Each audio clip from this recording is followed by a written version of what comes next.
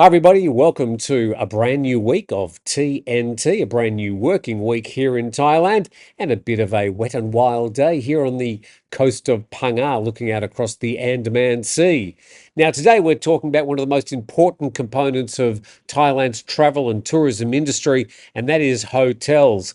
And Thailand's hotel industry has really languished over the last 10 or 20 years, such that very poor advice and mentorship has been provided, so that apps like Airbnb, Booking.com, Agoda, I'm sure you have your favorite booking app, they've leapt years ahead of where Thailand is. And the old Hotel Act, which used to administer what's happening here in Thailand, and all the advice that's been provided by all these industry groups and mentors has really been very poor and left Thailand languishing back in the sort of 90s when it comes to accommodation. Well, that's about to change. So we go to nationthailand.com. Their headline: Thai government overhauls hotel law to regulate modern tourism. The key focus really is this is where it's at. It's all happening on these apps these days. But hey, you tell me. I mean, how many people still go waddling down to their local travel agent and start flipping through brochures looking for a hotel to stay, interested to know how you book accommodation here in Thailand? And the Thai government set to overhaul its hotel regulations, drafting a new Accommodation Act to replace the outdated Hotel Act of 1994.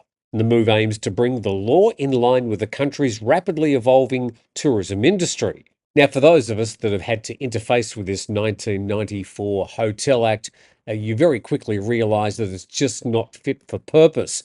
And all the crackdowns over the past 10 years to try and bring things like Airbnb and different alternative types of accommodation into, or trying to fit them into, the Hotel Act has really just been a farce. In the third paragraph there, Government House admitting the 1994 law is no longer suited to modern travel. Well, duh. Anybody who's tried to interface with this old Hotel Act, whether you're a large hotel or a tiny little enterprise like us, even when you try and get advice from people who are representing the industry and meant to help you, it can take years to get registered. And that's even if you fit into some of their tiny definitions of what the Hotel Act provides for. So this is very welcome news. The people who are trying to change this up say today's tourists are increasingly interested in niche experiences such as luxury tourism, medical and wellness tourism, and solo travel. Yeah, the days of flicking through brochures, just a tiny little thumbnail photo in the brochure, choosing between a 3, 4, or 5-star hotel. People are looking for different types of accommodation, different types of, well, experiences. There's also a greater focus on responsible tourism, which considers a trip environmental, cultural, and community impact. So, yeah, we do get more questions from our customers about what happens with the rubbish. Do you do recycling? How do you generate your power? Now, these are all valid questions, and I think a lot of businesses these days are trying to do the right thing by the environment. The new legislation seeks to create a more efficient framework to support all types of accommodation providers, from large hotels to new business models like small-scale hostels, sharing economy services, and local homestays.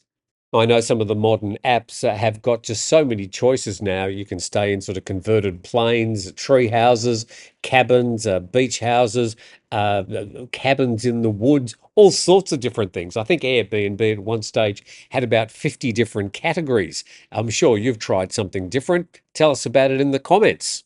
So here are the key points. They're trying to redefine accommodation, saying the current law's narrow definition of a hotel means that many modern lodging types, such as homestays, tents, tree houses, cannot legally operate. This has left many small-scale operators who are vital to the grassroots economy in a legal grey area.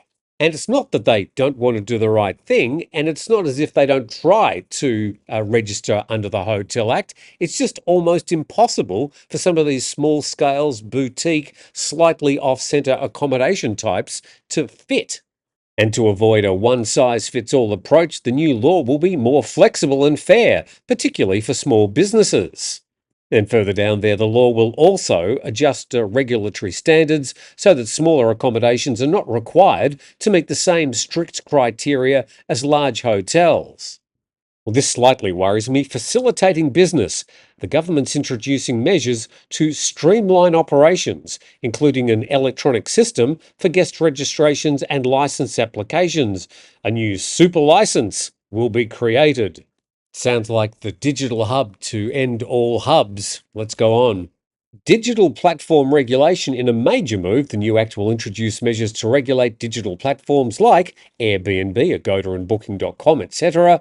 And this is intended to protect consumers, ensure fair competition between small and large businesses, and encourage previously unregulated accommodations to join the formal system.